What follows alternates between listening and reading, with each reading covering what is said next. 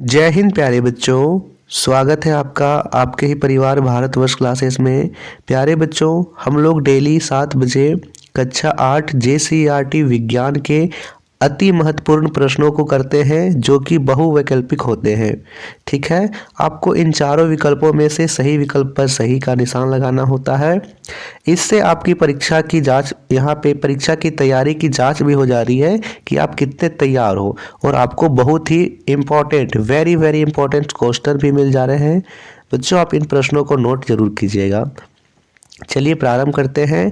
प्रथम प्रश्न दे रखा है, मोमबत्ती की ज्वाला का कौन सा भाग सबसे गर्म होता है? ए बाह्य क्षेत्र, बी मध्य क्षेत्र, सी तलमंडल, डी आंतरिक क्षेत्र। बताइए इसका सही विकल्प क्या होगा? तो बच्चों, इसका सही विकल्प होगा बाह्य क्षेत्र। किसी भी मोमबत्ती की ज्वाला का जो बाहरी क्षेत्र होता है बच्चों, वो सबसे ज़्यादा गर्म होता है। ठीक है, ये इसका सही विकल्प होगा। प्रश्न संख्या 2 दे रखा है, मोमबत्ती की ज्वाला का मध्य भाग कैसा दिखाई देता है? ए काला, बी लाल, सी हरा, डी पीला। तो बताइए इसका सही विकल्प क्या होगा? सही विकल्प है डी पीला। जो मध्य भाग है वो पीले रंग का दिखाई देता है। ठीक है, प्रश्न संख्या 3 यहाँ करते हैं। तीसरा प्रश्न दे रखा है, तेल में लगी आग को किस अग्निशामक द्वारा बुझाया जाता है? ए CO2, बी O2, सी O, डी N। हम किससे बुझाते हैं? तो बच्चों, हम लोग जैसे कि यहाँ पे तेल में आग लग जाती है तो हम लोग उसे पानी द्वारा नहीं बुझा सकते हैं। कई बच्चे पूछेंगे सर हम लोग पानी से बुझा सकते हैं, लेकिन नहीं बच्चा। जैसे आप लोग या घर में भी देखते हो कि आपसे गलती से आपसे तेल पानी में गिर जाए तो पानी जो है रंगीन हो जाता है। तो वो क्या होता है कि तेल पानी में घुलता नहीं है, बल्कि तेल पानी की सतह पर तैरने लगता है।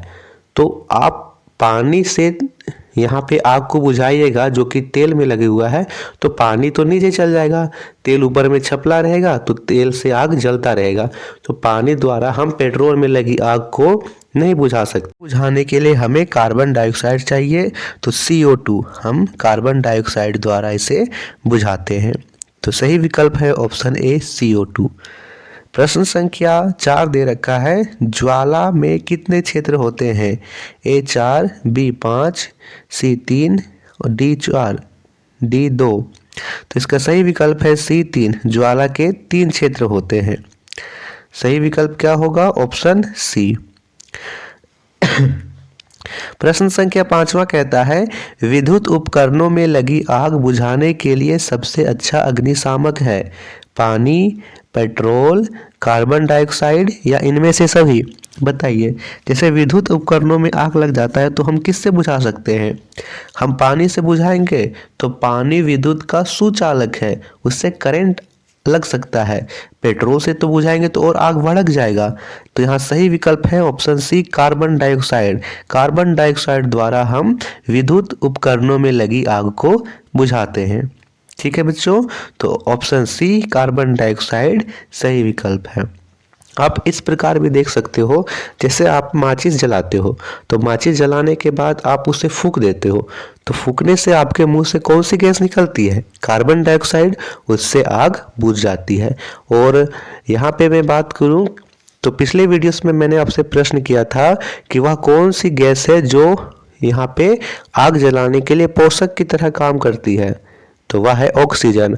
ऑक्सीजन जब तक मिलती रहेगी आग जलता रहेगा।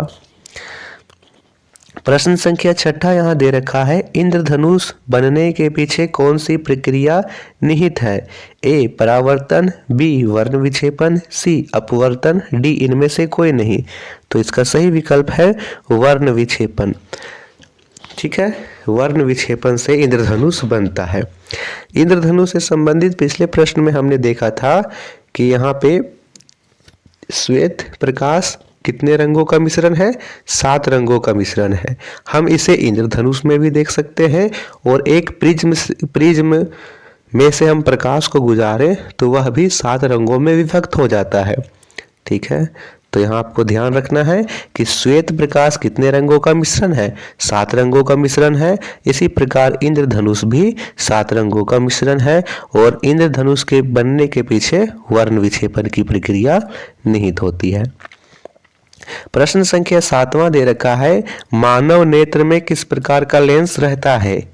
ए उत्तल लेंस, बी अवतल लेंस, सी दोनों, डी इनमें से कोई नहीं। तो इसका सही विकल्प है ए उत्तल लेंस।